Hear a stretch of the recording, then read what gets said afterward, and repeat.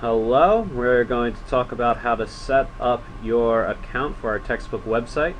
So the first step is, of course, to navigate to our class page through Dragon's Lair. Once you're here on the bulletin board, you will see on the right under links, the first link is the textbook website. If you go to our textbook website, as I'm doing right here, it pops up and you have all of these locked resources. The first thing I would like you to do is go up and please register. You register as a student.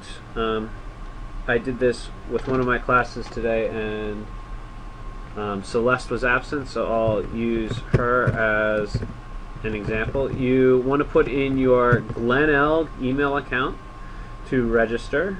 Hopefully Celeste hasn't done this yet and it'll work. Alright, so we don't have an account with this. This is what you should get. So you can add your name. We'll make up a password for Celeste.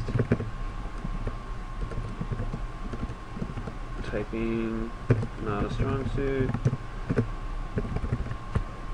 Alright, and once you register, make sure you uncheck this if you don't want a lot of spam. Once you register, it should take a couple of seconds and you can continue. It'll take you back to this page, but you'll suddenly be logged in as yourself. There we are. Welcome, Celeste. You're logged in as a student. This is wonderful. You have all these guides available. And so we're currently in chapter 1. So if you look at chapter 1, it says you should read and review, test what you know, review, test, and then how much have you learned. We're going to jump to step 2, which is the chapter 1 self-test. And as soon as you navigate to the chapter 1 self-test, you see this page. Do you want to store your quiz results in your instructor's grade book? Yes, you do. You would like to store your results in your instructor's grade book. So click here. And it's really simple. You just add your instructor's email address. If you're in my class, obviously that will be econroy@glenelg.org.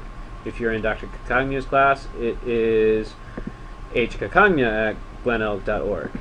So make sure you spell this correctly. You will know if you spell it correctly because when you click continue, it will save it and it will not give you an error message. If you spell our names wrong, obviously they don't have any teacher with that email address, so it won't work. Here we go, it worked. It says your quiz results will be recorded into the grade book for eConroy, which means I can confirm that you actually took this quiz, which is of course your assignment, and it will show your grade and stuff like that. So take advantage of the online resources provided by the textbook. Try this chapter 1 self-test. Remember that a lot of times we don't read the entirety of a chapter, but take the time to go look up the answers so you get a good grade on these things.